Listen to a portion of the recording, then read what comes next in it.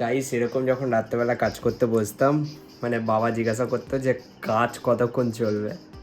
তো এখন আর জিজ্ঞাসা করে না, বাবা মারও অভ্যাস হয়ে গেছে। Hey guys, welcome to my another blog. তো আজকে সকালবেলা মানে আমার উঠতেই দেরি হয়ে গেছে, তো এখন আমি কমিশন ওয়ার্ক শুরু করছি। এই কমিশন ওয়ার্কটা কোথা থেকে এসেছে? এটা ব্যাঙ্গালোর থেকে এসেছে, আমি ইনস্টাগ্রামের থ্রু পেয়েছি। তো খুব শর্ট টাইমে করতে হবে, জানি না হবে কি না, কতটা কি করতে পারবো। তো স্টার্ট করা যাক।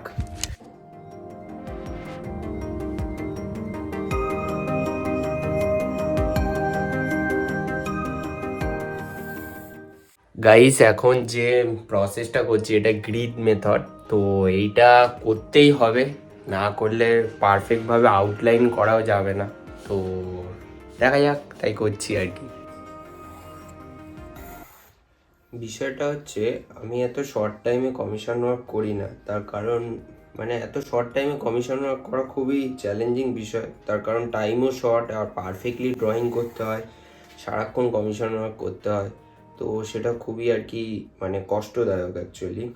তো আমি করছি তার কারণ আমি বাবাকে টাকাটা দিয়ে হেল্প করতে চাই, তাই।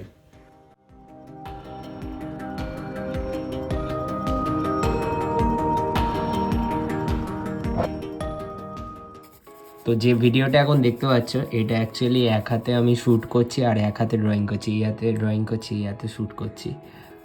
আর এখন ফ্রেশ হয়ে আবার আঁকতে বসেছি, এখন দুপুরবেলা। গাইস ড্রয়িং করতে করতে একটা গন্ডগোল হয়ে গেছে, ফল কাটতে গিয়ে হাত কেটে গেছে, এই যে। তো পেন্সিল ধরতে খুব একটা অসুবিধা হচ্ছে না, অ্যাডজাস্ট হয়ে যাচ্ছে, বাট যখন গাইস এই নিডেবল ইরেজারটা অ্যাডজাস্ট করতে হচ্ছে না, এরকম করে যখন এটাকে পেঁচিয়ে প্রেশার দিয়ে অ্যাডজাস্ট করতে হচ্ছে, লাগছে ভাই, বহুত লাগছে। যাই হোক, একটু লাগবেই, কিছু করার নেই, কন্টিনিউ করা যাক কাজটা, ঠিক আছে।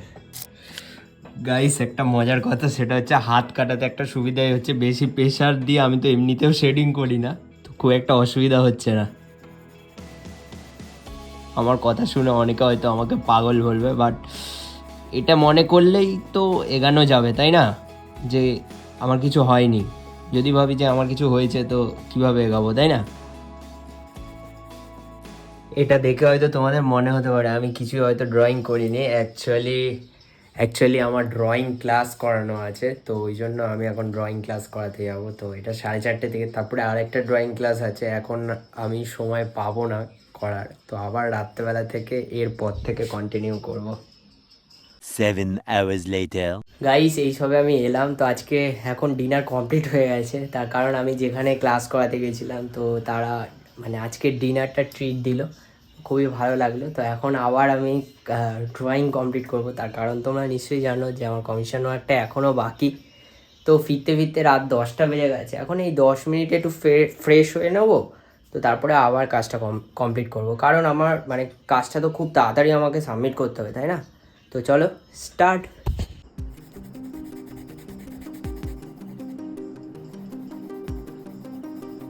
গাইস এরকম যখন রাত্রেবেলা কাজ করতে বসতাম, মানে বাবা জিজ্ঞাসা করতো যে কাজ কতক্ষণ চলবে। তো এখন আর জিজ্ঞাসা করে না, বাবা মারও অভ্যাস হয়ে গেছে। তো এখন আমি ড্রয়িং করব, তো দেখা যাক কতটা কি কমপ্লিট হয়।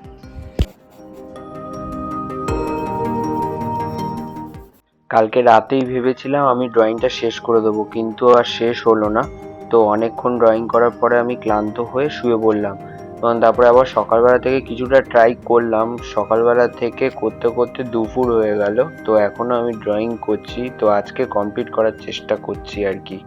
আমি এখন যে ড্রয়িং পেন্সিলটা ইউজ করছি, এটা ক্যামেলের ড্রয়িং পেন্সিল, অনেকেই জানতে চাও তাই বলে দিলাম। এখন প্রায় 4টে বাজতে যায়, এখনও আমার কাজটা কমপ্লিট হয়নি, আর আমি কি প্রতিজ্ঞা করেছি জানো?